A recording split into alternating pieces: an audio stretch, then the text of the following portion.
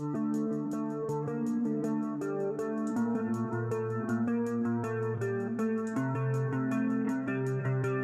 right, hello everyone. Welcome back to PopCultX. We're sorry we took a week off, but we do have lives, I guess, outside of this YouTube podcast show. But we're here, PopCultX episode 26, coming at you live and direct from Nevada. And I am Daniel. And Gabriel coming out of San Diego. Let's get to it. Yes, let's get to it. So, I'll get right into it. So it was a very busy, I don't want to say award season, but red carpet season, I guess. Mm-hmm. So we had the MTV Movie Awards, there was the Met Gala, and of course the Emmys that just happened. Now, did I watch any of it?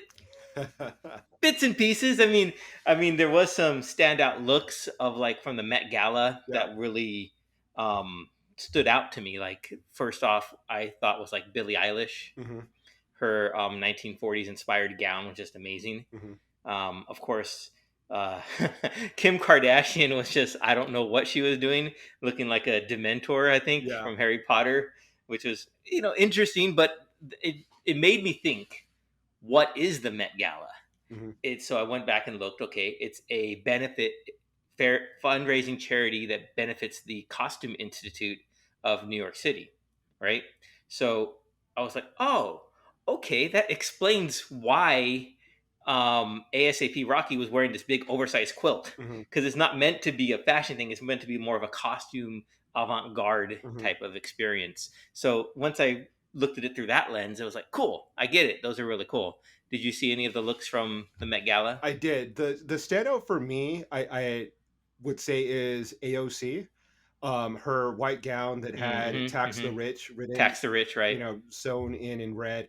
I thought it was an interesting statement, given that the people all around her are extremely wealthy. I think that it's like $30,000 and up in order to be able to participate in the gala. So she got a lot of backlash regarding that, saying like, "Oh, you're supposed to be a progressive, and here you are, schmoozing it up with all the elite." However, I thought she's sacrificed a lot in her life, and she works really hard. And I think that she's one of the few politicians that really puts her money where her mouth is, as it were. Yeah, and so, true. Give her a freaking break and let her have some fun. The dress was donated; she didn't pay for it. Taxpayers didn't pay for it. It still carried her personal sentiment and had her political view on it. So she still was able to make a statement. But it's like, let's give some of those people a break. Like, they're not Christ. They're not perfect. They need to breathe. They need to be able to have moments of frivolity, just like the rest of us. So, it's like, let her have her moment. She can look glamorous and have fun. She's a young woman. Let her have her thing. And it is basically like a nonprofit, right? They're donating money to benefit for this benefit. And yes, it is extremely rich people, but having worked and volunteered within the nonprofit world, rich people are what keep a lot of those nonprofits going with their donations. The backbone of those nonprofits obviously are the people volunteering and donating the manpower to run organizations. But believe me, they're definitely looking out for those donations and for those people that are very charitable and donate hundreds of thousands of dollars to organizations to keep them afloat. So, it's a very fine line. Like, yes, let's eat the rich, let's tax the rich, but at the same time, when they're trying to do something that's somewhat good, let's not bite the hand that feeds us, in that instance. So she was a standout for me. Kim Kardashian, I was glad to see her face covered for once and not have to stare at her. That's my hot take. That's your hot take, yeah. There was a indigenous model that I think upstaged everyone.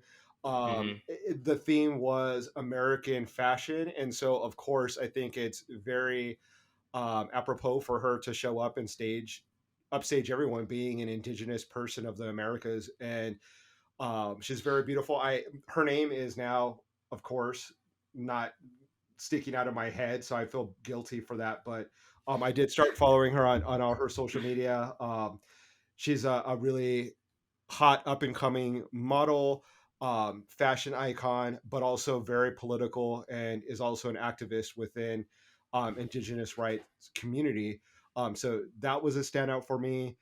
Any other than that, I can't really say that anyone stood out in a positive way for me other than those two women. Thinking now, the most of the men were kind of boring to me. Typically, Right. they are not Hmm. standouts. I think that who's from Schitt's Creek, actor Dan Levy or Eugene Levy. Dan Levy, the Hmm. son. He made a statement with the fashion that he had. Some of his stuff, I think, for me, is hit or miss. Sometimes I think it's very cool and very avant-garde, and then sometimes it's almost costumey and cartoony. It's almost like like his mom on Schitt's Creek, where some of her outfits are like, what the fuck? Like it's like the emperor has no clothes. Like did she just buy it because it's like a label or the designer said it was cool, but really it's like almost a fucking Hmm. joke. And Hmm. so some of his clothes can kind of get like that for me. But I do appreciate that he tries to take risk in his fashion, and he is pushing the line and the boundaries for men to be able to wear more creative things, because a tuxedo and a suit are the most boring things to look at. It just the Right. worst. Um, I think that was part of the joke that I saw was like a lot of the men who went dressed in just a classic tuxedo, they were looked like the wait staff. yeah, Yeah, so that I was laughing about yeah. that. Either waiters need to dress down, or guys need to wear something else. They need to step And up a out. little bit. Yeah. Like let the waiters wear their Birkenstocks and like their Grateful Dead t-shirts or whatever, and let the men wear suits, and then maybe it'll look a little more fashionable. But yeah, that was like my main couple people that I liked. I think the other award show that was really about the fashion was the MTV Awards. I Hmm. literally heard nothing about the music. It was all about just what people were wearing. Right, I agree. I mean, I didn't watch any of those award shows. The only one that I remember seeing, um, and it was kind of a joke, really, was the Megan Fox's outfit. Hmm. And the reason I say that is because I didn't see it when it happened, but Fortune Feimster made a joke about what she was wearing. So she wore like this oversized T-shirt that had like the outline of like a skinny model, basically. So who wore it better, type of thing. So that I saw that from her, and I thought that was hilarious. Yeah, because Megan Fox, I think it was an after party that she went to where her outfit was basically see through, right? And so Yeah. you could see every inch of her body. Looked amazing. She's gorgeous. And then Fortune wore, like you said, that T-shirt that has like a Hmm. beach body on it, and it was hilarious. The other one that I think that people were talking about in regards to her body, good, bad, or indifferent, was Madonna. I don't know if you saw the new look she's rocking. No, I didn't see her. You have to Google Madonna VMAs. So how shall I put I'll this do it right so now, that it live on doesn't? air. Yeah, I so it's you have to be careful because we're not trying to be ageist or misogynistic. So I'm going to try to refrain from criticizing her in any negative light, but the fact is that she does very much look different in one particular area. It might be her derriere, her rear end. It's Kim Kardashian like in size now. So it was shocking, and Yeah. she's basically wearing a thong, and she turned around Hmm. and showed it off. She posted some pictures on her Instagram where she was like pissing at a urinal, trying to be provocative as always, Right, right. and it was shocking. And a lot of people, I think Kathy Griffin in particular, went on Twitter and defended her and said, you're sexist, you're anti-feminist if you're critiquing her body and her as a woman of a certain age. And I think I agree in a certain respect, like people that maybe say like, oh, she shouldn't be wearing something so revealing. That I think is sexist and misogynistic. But for people to have an honest reaction to someone that has extreme plastic surgery, I think that isn't necessarily sexist or misogynistic. It's the same way that people reacted to Kenny Rogers when he had his like facelift and eye work done, Hmm. and it's just shocking. Like you have someone Yeah, that's been yeah. in the limelight for a long time. She has probably one of the best bodies like of anyone being a dancer and being in top shape. Like, she was known for having an incredible body and being very thin and petite and muscular, and then to see her with a gigantic fat ass, it is shocking. Like, it's I think it's human nature, and I think that's where I think people get critical of woke culture, or people that, like, you can't joke or you can't make statements without being afraid of offending people, when Right. it clearly is you know um a very dramatic change in her appearance, and to have an honest reaction to it. And I'm not saying to insult her, Madonna, or to say it's a bad choice. It's her body, it's her choice to adorn it, to insert, to whatever she wants to do. It's her body. But she's a provocateur. She knew that people were going to comment about it. She knew that wearing a thong on national TV was going to get her attention. Obviously, with the Hmm. good comes the bad. I'm not saying that she deserves any negative reaction, but what can you expect when you triple the size of your body in certain aspects, maybe even quadruple, and then expect people to not have a reaction to it? To not notice her. Right, right, Yeah, right. I agree. And it's, I don't know, it's like, what was it?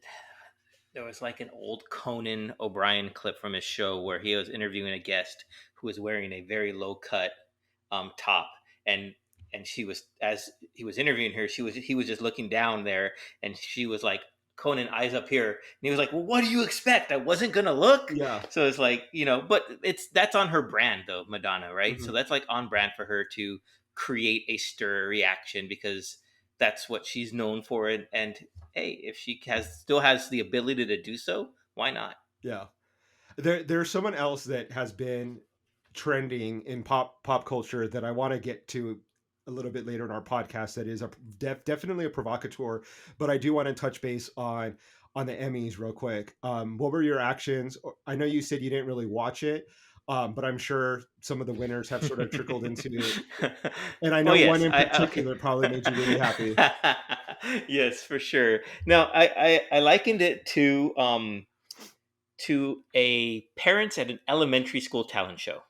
So they go there to see their kids, and once their kids perform, they usually leave. Hmm. So me watching the Emmys, I was there for my child. Not my child per se, but I was there for Ted Lasso. Hmm. And that was the only show I was really there for. Besides Gene Smart winning for Hacks, that was also what I liked a lot as Awesome. well. Um, Ted Lasso took home 7 awards between the Primetime Emmys and the Creative Arts Emmys. And I couldn't have been more thrilled for the entire cast, Hmm. and just hearing their speeches, it was just wonderful to know that they've built such a rapport with their fans and their audience, that we feel like we're going along with that ride with them when Hmm. they're winning. So to be able to celebrate that joy with them as they're accepting their awards, and to hear their speeches, especially Jason Sudeikis's um, acceptance win speech for his best actor in a comedy series, when you could see that he almost cracked up, or he almost started crying, choked up a couple times, Hmm. because it means that much to him. And it means that much to me, and I'm sure fans across the world as well. It's just, it's such a phenomenal show, and I can go on and on and on and about all of its what it's doing. But I'm just so happy, and I was just like, yeah, yeah. And then I hearing some of like their I guess they did like this after, I guess after the awards, they all had all the cast members that were there in a semicircle, and then they did the Roy Kent cheer. Like he's here, he's there, he's every fucking where. It was just awesome. So I Yeah. was really thrilled. Ted Lasso, it really was really awesome. Been watching season 2, and if you haven't seen it yet, I know you haven't. You need to watch it. It is really good. They just did like a standalone episode where you learn more about Coach Beard, Hmm. the Brendan Hunt character, Yeah. and it was like an homage to Martin Scorsese film After Hours. So it was really well done. I really enjoyed it. It felt me like an Edgar Wright movie. Hmm. It had that cinematic quality to it, Nice. and it was just such a wonderful episode. Nice. So yes, go Ted Lasso. I'm all about that Lasso here. It was just so great to see. So usually things that I like and that I root for never win. Yeah. So when this did, I was like, yeah, I felt like I was part of it. So Yeah, you're definitely picked a winner with Ted Lasso. I think that that's going to continue, like as far as their seasons go, unless something horribly goes wrong. They're definitely a fan favorite. One of the things that I really liked about the Emmys, and in particular the Ted Lasso actors or group of actors, is the co-star. I think she plays the owner. I don't know her name. Hannah, Something super like English. hold on, I have it written down. Yeah, I know who you're talking Yeah. about. She plays Rebecca Winton. Yeah. Right. So she looked like she was having a blast through Oh the yeah. parts that I saw. I didn't watch the beginning of it. I missed a good chunk of it, and I started watching it towards the end. And so, but she was just like cheering. She was like, standing with other stars that were there, and she just looked like she was having a blast. And I love being able to see someone who's like really enjoying themselves in a Hmm. moment. Like they're not taking themselves too seriously as far as like, oh, we're all actors and this is a serious event. Not like it's a party. It's like a celebration of the Right. work that you've Right. done, which is really cool. But it's also like it's Hollywood. It's fun. You guys get to play pretend for a living and get awards and fame and fortune for it. So I really like that. The other thing that I really thought was hilarious was Bowen Yang from SNL.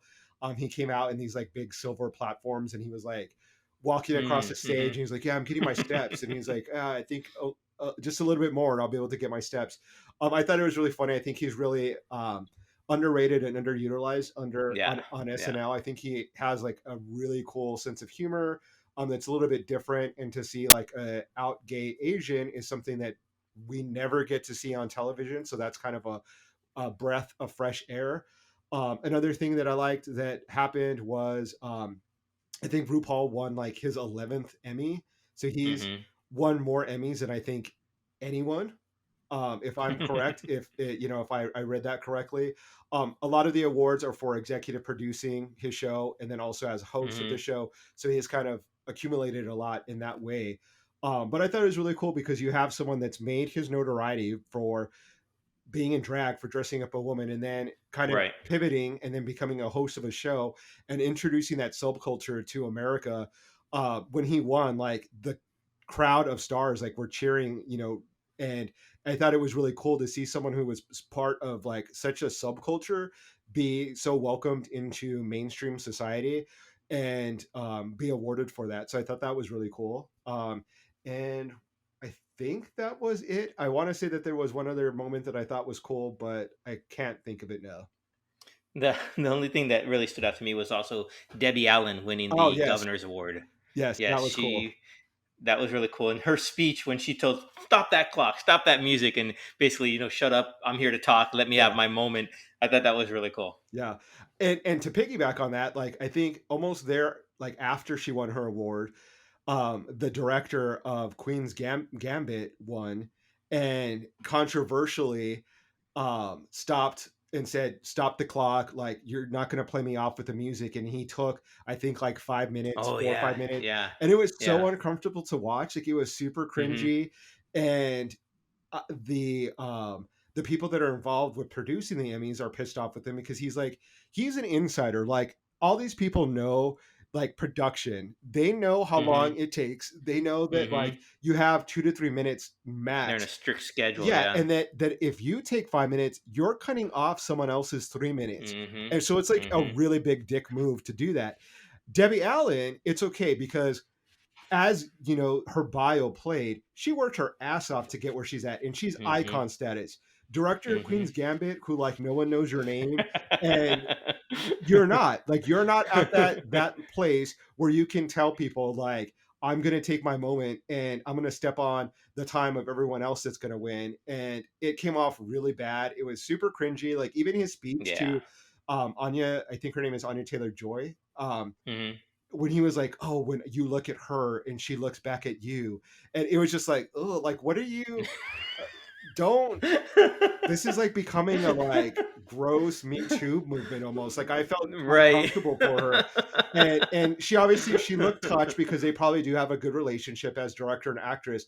But it was just a very weird like sermon. Like it was just like stop talking, accept your award, thank you, and then go off and then send letters or emails to the people that you want to thank so that we can Hmm. get on with our lives. Like, no one wants to hear your speech.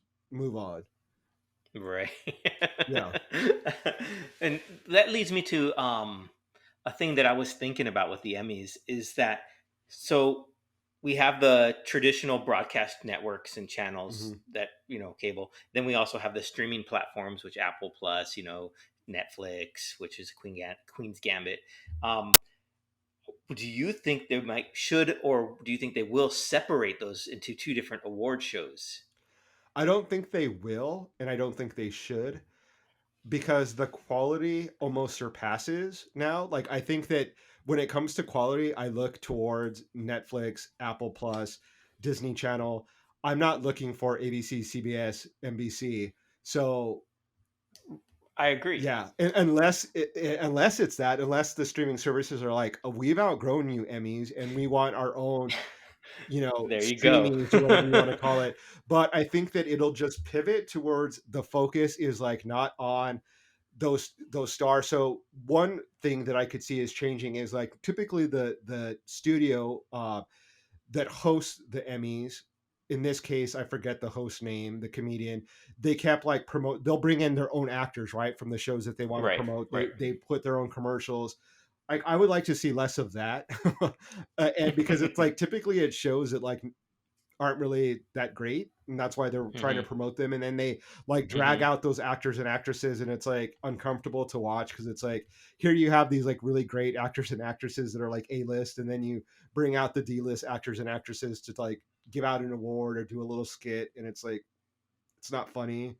um Yeah. so I would like less of that, but I don't think there'll be a separation because the the Emmys are so historic, and I think people want the Emmy versus whatever imaginary award that you can think of. It would have to garner a lot of respect. It would have to. Well, I just think that maybe the broadcast networks might get a little tired of losing out, and instead of stepping up their quality of programming, say, you know what, they're not traditional, they're not Emmy worthy, they don't belong here. I'm just wondering if there's going to be some sort of feud coming up Yeah, with that. I don't know. Maybe I I'm just could manifesting see something. that. Yeah, like I think you're trying to start you're A trying to fight, yeah. stir the pot, right? I could see that the broadcast would get a little envious, but like I think that happened when cable got involved. So like when Sopranos started winning all the awards, Hmm. when True Blood, when The Wire started winning a lot of awards, like that happened with cable, and then slowly but surely it wasn't a joke anymore. It was like, oh, HBO came to play. Like we're not fucking Right. around. Like they're gonna, and so it's like, yeah, they're gonna step up they need to step up their game if they want to Hmm. compete with these other markets, these other studios. They may say that they want it to split, but what they want to happen isn't going to be what's going to happen. And so they may have to just like lick their wounds and start producing better quality content. I mean, Right. I right? agree That's with what you it there. is. Like Hmm. you're not getting attention, or your people are going from your network or your broadcast network to streaming services. Will step your shit up. That's Exactly. the that's it. And I think that they have the money to attract big time stars. They have the talent available. We all know that there are screenwriters, there's show writers, comedians, actors, actresses that are out there dying to get their Hmm. work produced and put out there. So like give them a chance. That's what my big thing is. Like you're failing with what you currently have. Like it's time to start investigating in new things so that Right. they have their chance, and it won't be so boring, and it'll be exciting, and you'll get new followers, you'll get new watchers to Right. actually engage with your show. So hopefully that's what Right. happens. Instead of a seventh version of CSI or something, how about something new? Yeah. I know. To be honest, though, I saw the commercial for Isn't It CSI Las Vegas, and I kind of want to I. watch it. Yeah, I don't like any of the CSIs. I don't know why this one has appealed to me. Like, I don't know if it's the actress in it, or what that caught my eye, but it did catch it. I was like, I might actually want to watch that. I don't know. I typically am not into those like science, like criminology. Mm-hmm. murder stuff like that, that's like not my thing. But for some reason, that commercial worked, and I might check it out. I don't know. Interesting. I have Yeah. to check that out. Other thing that I don't want to get too involved with because it's a downer and I don't want to depress our listeners, but it kind of has to do with pop culture in the sense that it's what people are really talking about, and it's the disappearance and possible Mm. murder of Gabby. I think her last name was Petito. Um, Mm-hmm. I don't really want to get into it because I don't want to offend anyone, and I think that to respect her life and her family, it would be wrong to like criticize anything regarding that. But what I'm interested in is the phenomenon of um, American society and how we are obsessed with missing slash murdered slash kidnapped white girls specifically. I agree. And Mm-hmm. it's really interesting from a psychological point of view. I think that we have women who go missing in like large numbers, like Native American, indigenous women, women of color, like Black women, Mexican women, at the border in Texas, all over the place, and you never hear their names, you never see their cases. However, the second that you see a young white woman, it becomes like the lead story on the news. It gets put in circulation, it becomes a movie, it's the TV show of the week. It's a moneymaker for people, and it's sad to say that Mm-hmm. it is good for ratings. But we have such a fascination. There's an actual term that I think that I wish I would have written it down, for this particular phenomenon, where people are just drawn to that, and it's really interesting for me because why are we only obsessed with that particular segment of community? And like, I don't get it. I mean, I get that people are interested in missing people. It's sad. You get scared for yourself. It's like you think about your children or your parents or your whatever. But why doesn't that compassion then go towards other segments of the community? Like, why aren't you Right. sad when like a 30-year-old Black girl goes missing, or like a Exactly. 22-year-old mom that's an indigenous woman in Wyoming goes missing? Like, it's really weird. It's like, I think there's that movie Nightcrawler with Rene Russo and um, God, what's his name? Isn't that Gyllenhaal? Jake Gyllenhaal, where she's like, missing white girls is what sells. Like, Mm-hmm. murdered white people. Like, we don't care about the crime in Compton. Like, we care about the crime when someone breaks into a nice white rich neighborhood.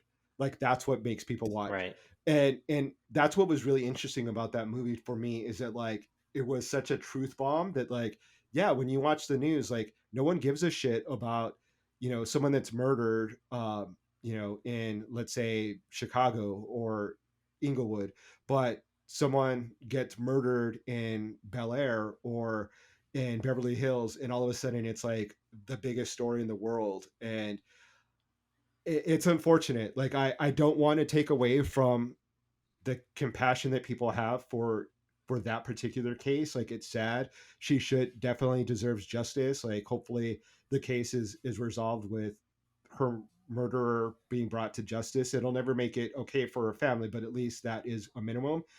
But at the same time, like, let's put that same effort and I don't know if enthusiasm is this right word, but that same amount of thought and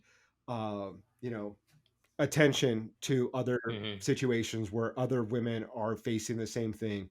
And so I thought it was an interesting thing to kind of hear your thoughts when it comes to pop culture. Like, it's what sells. Like, if you look at like bookstores, like more than half of the titles are like gone girl, missing girl. Like, it always has like girl in the title. If you go look at the books, like, Local Woman Missing yeah, is the like book I just it's read. always like it's such a weird fascination that we have with that particular type of crime. And then you see like the movies, the TV shows, the like podcasts that talk about it.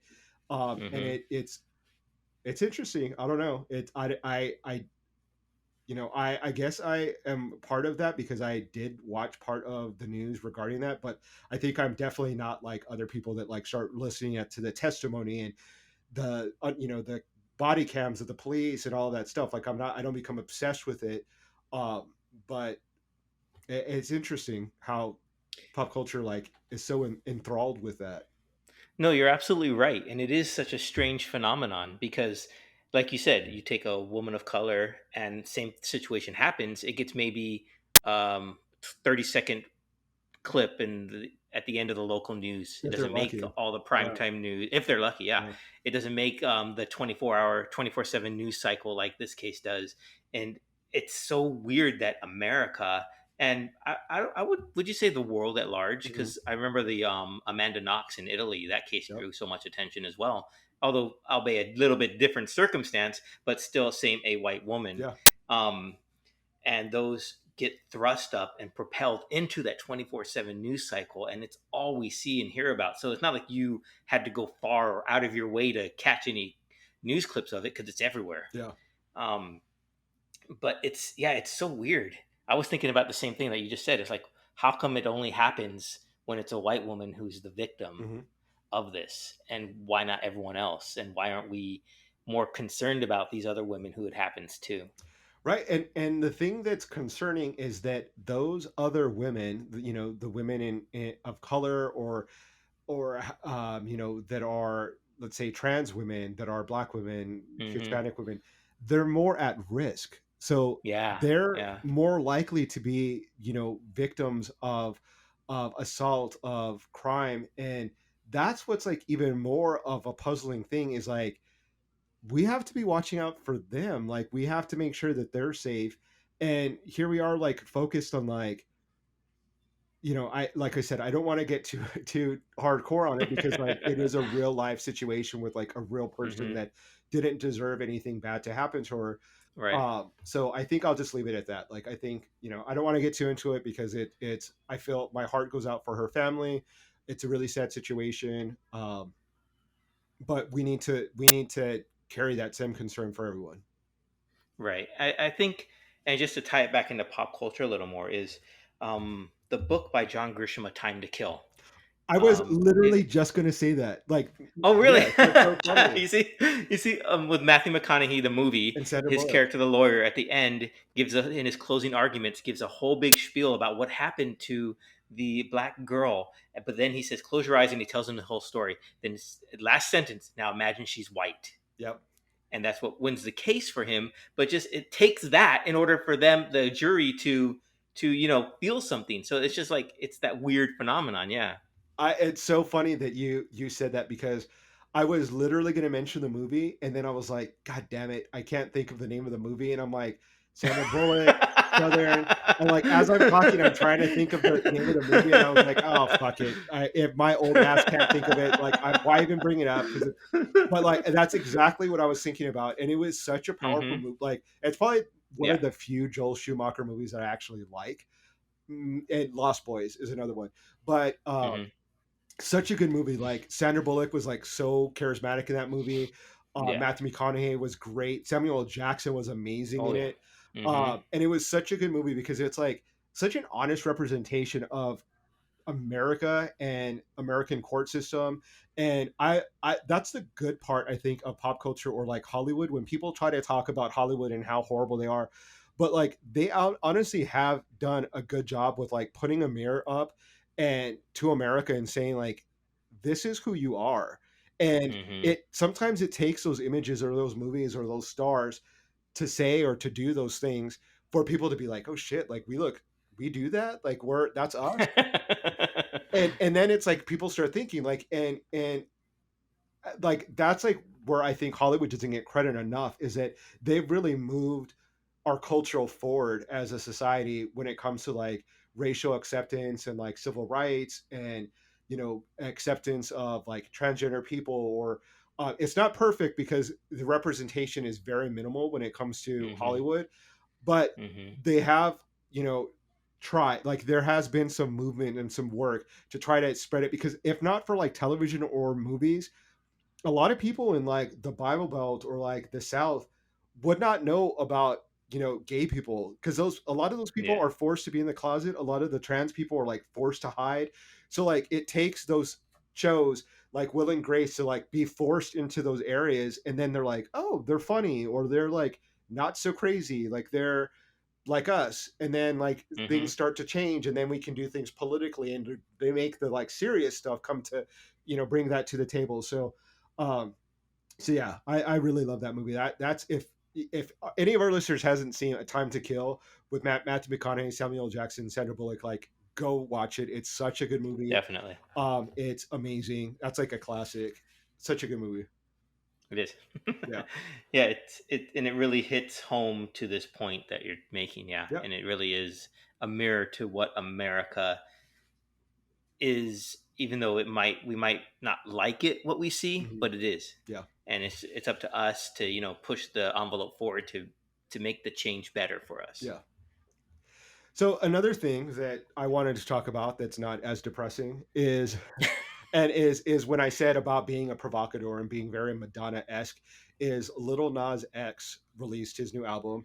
Hmm. He sort of like now famously posed like as a pregnant man, symbolic of like the birth of his Right, right. He had like a album. baby shower too. Yeah, and so I and like and I just I it makes me so happy to see how much like he's such an expert at like pushing people's buttons who are conservative, and it's like he knows how to like expertly do that in a way Hmm. that like it's not offensive, it's just it's funny. It's like you find this offensive, so I'm gonna do it. But like if you were to take a step back, like you're really getting offended about a man like pretending to be pregnant. Like it's Hmm. absurd, but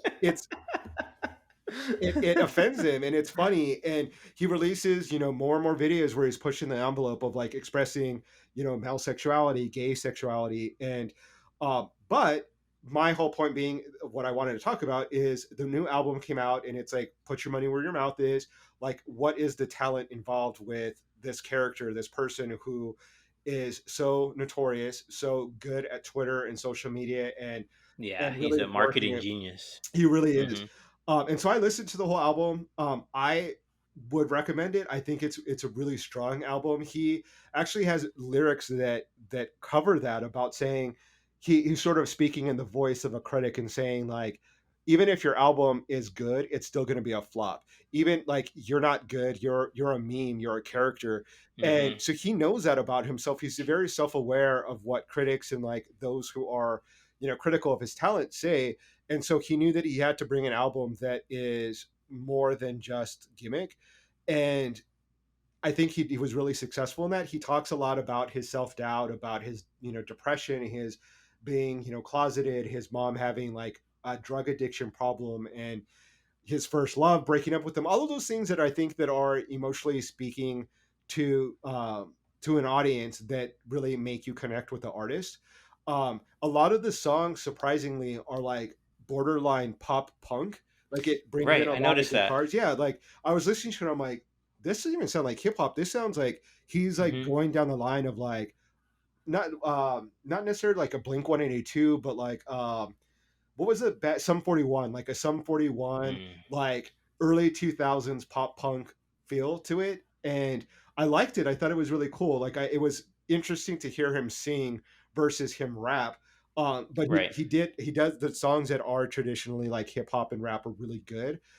There's a song in particular called "In the Citadel" that I thought that was really great. Yeah, that's one I was listening to. Sorry, Yeah, last night I was, because you mentioned the album coming out, so I said, let me go hear it, because I haven't really heard much of his music, yeah. and yeah, it was really good. And that song "Into the Citadel" really stood out to me. Yeah, I really like that he, implemented guitars, singing.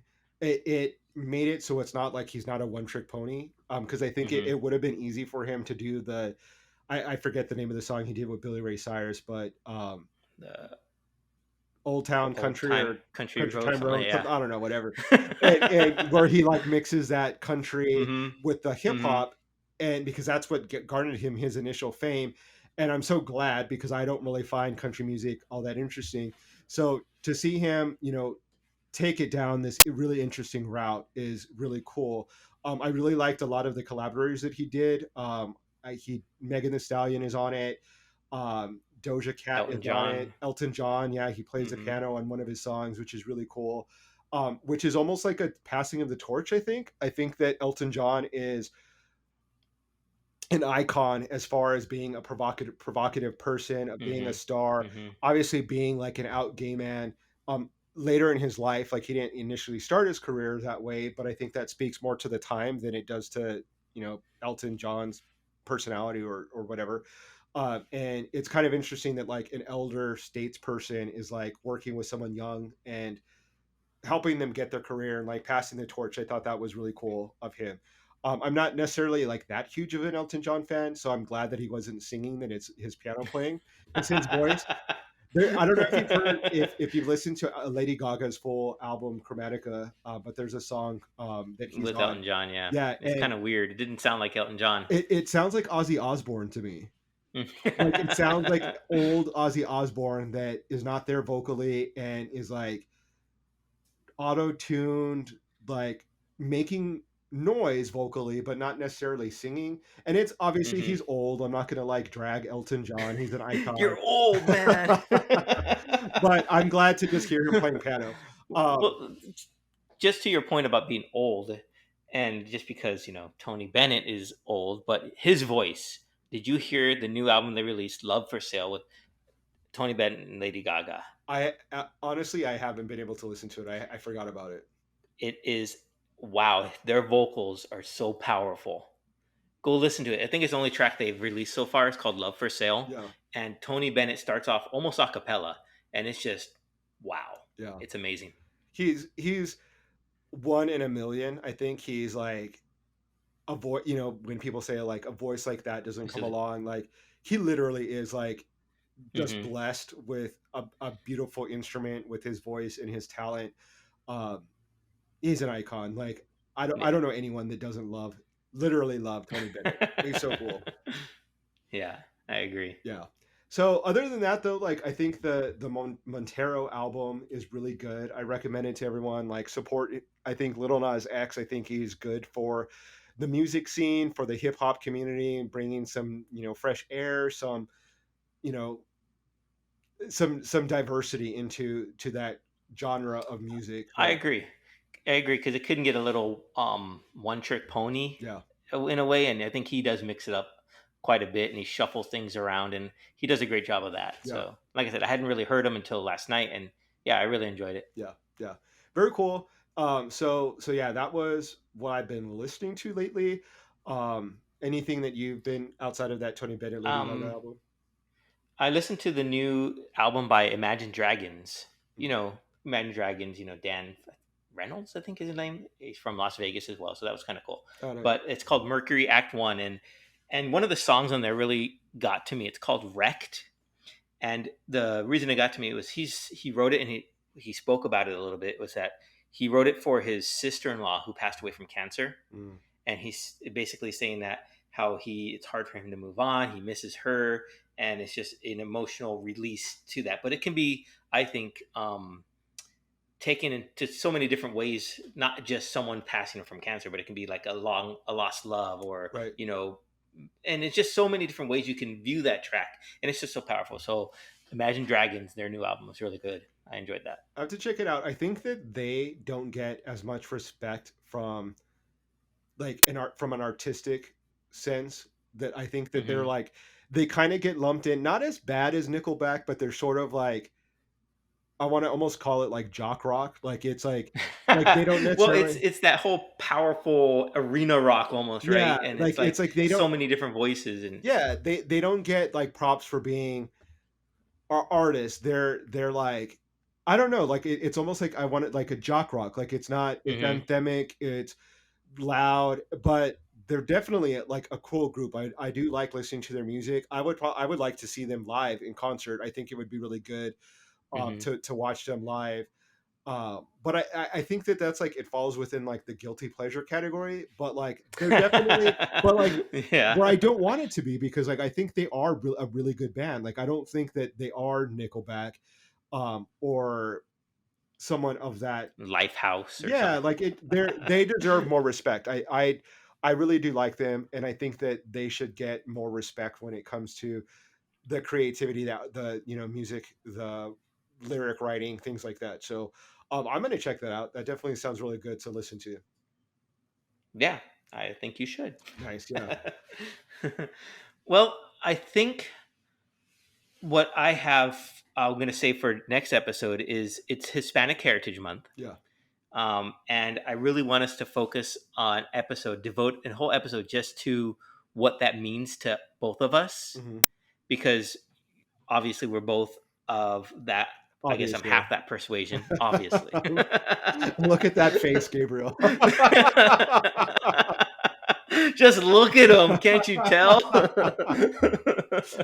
But I think I want us to go ahead, and I guess the main thing that when I first, every September it comes around, Hmm. but Hispanic heritage versus Latinx. Hmm. Where is the cutoff? Where do the lines merge? And can you be both? Can you just be one? And now I know the technical definitions of it, Hmm. but if we're looking at it just for like a pop cultural sense of it, can we blur those lines even more? Yeah. So I'm hoping to get us a nice guest appearance that can speak more to that for us. Yeah. But you guys will have to stay tuned to next week. Nice. Okay, cool. That sounds really good. I actually was just having that conversation with someone regarding the like ever evolving or ever changing categories or labels that we put on ourselves. Sometimes Hmm. we do it ourselves. Sometimes it's thrust upon us. Like I think Yeah. Hispanic was on the Hispanic community. Like that's a word that was created by the Nixon administration to label, you know, those us, the group of people that Hmm. they refer to. And so I think it's definitely it's an interesting topic. When I was having that conversation, I was like, it's it is ever evolving, I think, because people are always evolving. So Yeah, that's sometimes, true. like, I am comfortable with certain things, and sometimes my perception or my perspective changes. So if like today I want to call myself Chicano, tomorrow I want to call myself, Latinx or Hispanic, that's my prerogative because it is my identity. And I don't want to Hmm. get too into it because you want to talk about next time, but I think that that's what's kind of interesting, especially like with when you see it award shows and you see people talking about their respective communities like the LGBTQIA community or indigenous people or African Americans or people of color just in general, and people will say, oh well, why is it, they're constantly changing their names, like we used to be able to call people Native American or and now we're calling them indigenous, and it's like, well, because people change, people evolve, and Yeah, we're yeah. trying to be respectful of community. And if someone is telling you this is what my preferred pronoun, my preferred name, is it hard to say that? Like if you say, I prefer to go by Daniel versus Danny, why should that be like a political movement or Right. like it's not it's just that's what you want to go by. Did you at one Hmm. point maybe like to get called Dan, or did your parents maybe call you whatever? It, yes, but now you're a 44-year-old man and maybe your perspective has changed and that's how you feel today. So like of Right. course different communities are going to feel like that. And so I embrace it. Like if you want to be called whatever you want, like go for it. Like, I don't think we should force labels on anyone. If one person feels comfortable being called Chicano and the next person feels comfortable being Hispanic, cool. Like that's on them. Yeah. But as a community, I think it's a nice gesture to everyone to say Latinx and have it be more inclusive. Why not? Like what can you say that is the negative of trying to be more inclusive? Like there's no drawback of that, anyway. I'll save some of that for I guess next week before That's like what definitely you call kill. a teaser. Yeah. Yeah. You get more of that next week. So yeah, I mean it does kind of play into what we're talking about with like the award shows, and I think that like you said, people that you normally root for to win typically don't win, and like your team Ted Lasso, I definitely do that with like when I see people of color, like, and especially, I mean, people that are Hispanic or Latinx, like when I see someone on there, I'm like, oh my God, like they made it. Like it feels good. It's like Hmm. affirming. It's Hmm. like, yes, someone in our community like was able to, against so many odds, make it in the entertainment industry or make it in the film industry. And it's such a good feeling to be able to see that and it's so few and far between that it's like we have to work so hard to be able to. Debbie Allen kind of alluded to that when she said like, Yeah. it's your time. Like I did my work. Like it's time Yeah, you pick up the exactly. I torch. paved the Like path for you. Yeah. yeah. And I thought that was so cool for her to say because it's so true. Like we look at our parents and our grandparents generation and a lot of blame gets put on them like, oh, you're ruining the environment, like you created this debt, or you make it so unlivable for us to be able to afford houses. But they've broken down so many doors for us and made it possible for us to do so many things that like we should have so much respect and gratitude towards that generation, because if not for them, we would, segregation, people being put into internment camps, people not being able Hmm. to go and Hmm. marry who they want to live. So like let's give them some credit for like all the hard work and all the accomplishments that they've done in their lifetime, and let's honor that by picking up the torch and working hard as well and breaking down those doors. And until it's like normal, until we can watch the Emmys, the Grammys, the Oscars, and there's just as many people of color winning as there are historically white people, that's when we can relax. Like that's when we can say like, okay, equality.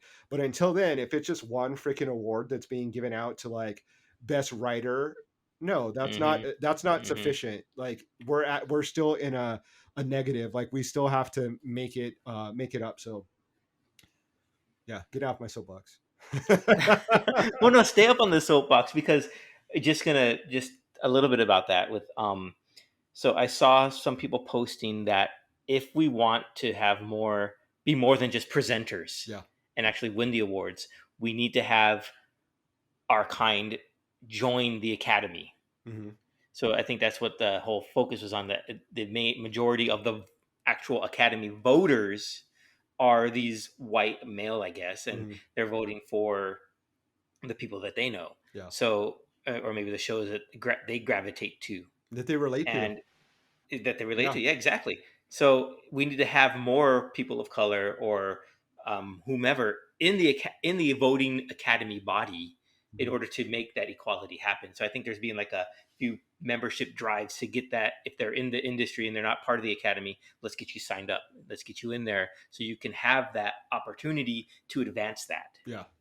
I agree. And I think that I'm glad that people are paying attention to more of where the power dynamic actually is, like in the Hmm. actual academy versus, that naive old school attitude of like, well, if you do good work, you'll get the recognition, as if there Right. isn't gatekeepers not allowing us in to make movies. Hmm. Like who are the studio heads? Who are the people that are in charge at NBC, CBS, and ABC? And we can't just greenlight our own projects. Like we have to present that Right. to someone in power, and if they're not letting us get that work, yeah, you can go on to YouTube or you can create independent movies, but like, do people have unlimited resources to be able to do that? No. So like Hmm.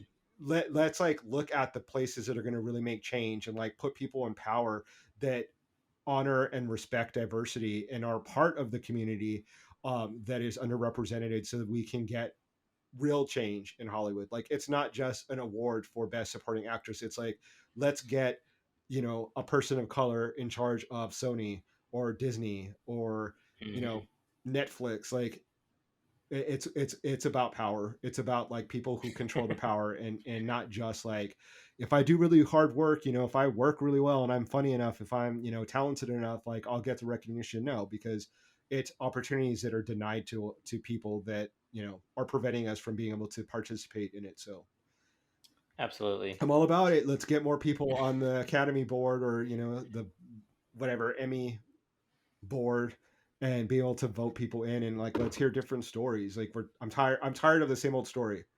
And I'm tired Yeah. of actors with a British accent always being the ones that win. Like I know you're like Team Ted Lasso, and like half the people on there are like, not even half, Or like British, yeah. 99% are British, but like Kate Winslet, the cast of Ted Lasso, like even Michaela Cole, like she's African, but like British. Like I just like, can we hear some like American accents or like Well, Spanish let's accents? hope for next year when Reservation Dogs is more than just a presenter at the Emmys. Yeah, that was And so I'll cool. give a yeah, I'll give a final shout out to the Reservation Dogs. I watched the whole season 1, finally caught up with it. They had their season finale yesterday or this past Monday, and I want to give a shout out to Dallas Goldtooth, who plays like the warrior spirit. Yeah. He is absolutely fantastic. And if you haven't seen that yet, anyone out there, go watch Reservation Dog just for him. He's that good. Nice. So yeah, I think that's all I got for this week. Yeah, I think that pretty much sums it up.